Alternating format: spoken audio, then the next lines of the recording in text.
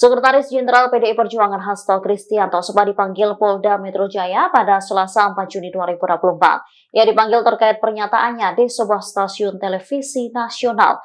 Ketua Umum PDIP Megawati Soekarno Putri pun disebut tertawa mengetahui Hasto dipanggil kepolisian. Hal ini diungkapkan oleh Hasto di sekolah partai pada Kamis 6 Juni 2024. Hasto menyebutkan momen itu terjadi ketika dirinya menjemput Megawati setiba dari Bali. Megawati lantas tertawa dan menyebut Hasto merasakan apa yang dialaminya saat zaman Orde Baru.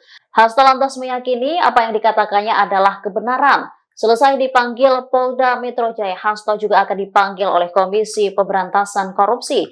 Ia dipanggil pada Senin 10 Juni untuk diperiksa terkait informasi baru mengenai keberadaan ex-kader PDIP Harun Masiku. Diketahui Harun merupakan tersangka dugaan suap Komisioner Komisi Pemilihan Umum itu Wahyu Setiawan pada tahun 2019 yang lalu. Namun hingga kini keberadaannya masih misterius setelah melarikan diri dan masuk daftar pencarian orang. Download Tribun X sekarang, menghadirkan lokal menjadi Indonesia.